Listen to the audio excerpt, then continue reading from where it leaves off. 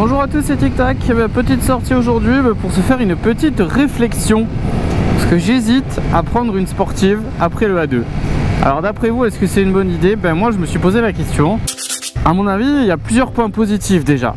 C'est déjà le look, parce que bon, pour moi qui aime les sportives, c'est quand même intéressant de pouvoir passer sur un autre type de moto au bout de 2 ans. Une fois qu'on a un peu appris, alors on n'est pas un motard aguerri c'est sûr, mais une fois qu'on a un peu appris pendant 2 ans, et puis moi ça me donne bien envie. Au niveau design aussi, parce que c'est vrai que les sportives sont quand même jolies, pour la plupart, voire toutes, non pas toutes, mais pour la plupart elles sont quand même vachement sympas. Donc ça déjà à mon sens c'est un vrai point positif. Pour le moteur aussi, suivant ce qu'on prend comme moto, alors bien sûr je vais pas aller chercher une sportive en 150-200 chevaux, ça sert à rien. Et puis de toute façon c'est pas exploitable sur route. Et en plus j'ai pas vraiment de circuit à côté de chez moi, donc je pourrais pas vraiment me faire plaisir pour faire de la piste. Donc c'est plus pour du quotidien, se faire plaisir un peu avec ce genre de moto, sans aller chercher peut-être un peu de la piste de temps en temps, mais ce sera assez exceptionnel, voilà. Donc ça à mon sens c'est un peu les points positifs. Points négatifs, déjà au niveau du duo c'est un petit peu limité. Alors moi j'en fais de façon occasionnelle, mais ça peut être un petit peu limité. Donc ça déjà c'est une chose, parce qu'au niveau confort pour le passager c'est pas génial, mais ça tout le monde le sait pour ce qui est des motos sportives. L'assurance également, en sortie du A2, je me suis renseigné un petit peu de ce que pouvait coûter une sportive en faisant des simulations.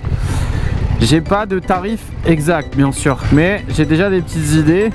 Et je sais qu'il y a certaines motos qui sont pas abordables, qui coûtent beaucoup trop cher. Donc ça c'est un gros point négatif également. Pourquoi? Parce qu'au niveau budget du coup c'est vachement plus important et ça pèse dans la balance. Et enfin troisième point négatif malheureusement, c'est également souvent le prix des motos. Il y a très peu de motos sportives qui coûtent pas très cher, en gros qui sont autour de 10 000 on va dire, voire moins de 10 000. La plupart dépassent largement ce budget là si on veut une vraie sportive. Donc c'est vrai que c'est un petit peu limité. Après il y a toujours des intermédiaires type la R7, même si c'est une vraie sportive mais avec finalement assez peu de chevaux, puisque ça reste le CP2 de la MT-07, très peu d'électronique également.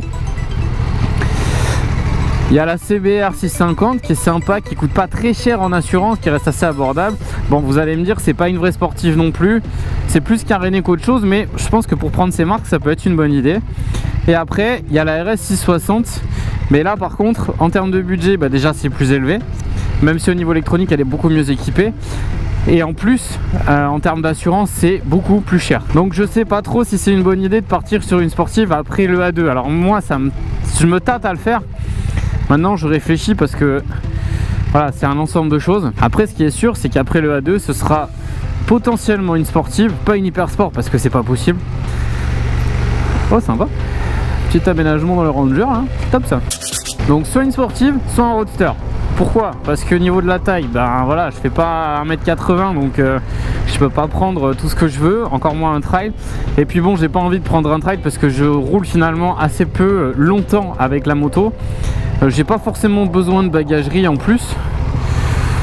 Donc je sais pas, voilà, peut-être que j'en prendrai un plus tard, à moins que ce soit un 3 cylindres. Après je vous laisse deviner quelle moto je pourrais prendre en trail potentiellement en 3 cylindres. Donc c'est la petite réflexion du jour, savoir si une sportive c'est une bonne idée. Alors est-ce qu'il y en a parmi vous qui l'ont prise en A2 peut-être, qui ont pris une sportive en A2? Est-ce qu'il y en a qui ont l'intention de le faire sortie du A2? Et si oui, qu'est-ce qui pourrait vous bloquer à prendre une moto sportive à la place d'un roadster par exemple? Est-ce que c'est le fait de faire du duo? Est-ce que c'est le budget? Est-ce que c'est la position peut-être?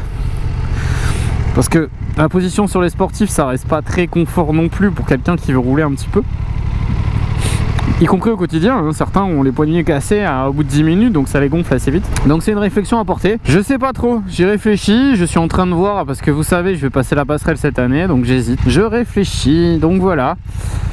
Je voulais faire un petit point également sur la chaîne. On a passé les 500 abonnés maintenant depuis un petit moment. Ça fait plaisir de voir autant de monde sur cette chaîne et de soutenir un peu ce que je fais, c'est vraiment sympa, merci à vous. Donc voilà, c'était le petit point, petite vidéo aujourd'hui, petite réflexion. Donc donnez-moi votre avis en commentaire. Allez, pensez à vous abonner, activez les notifications et je vous dis à bientôt sur la chaîne. C'était Tic Tac.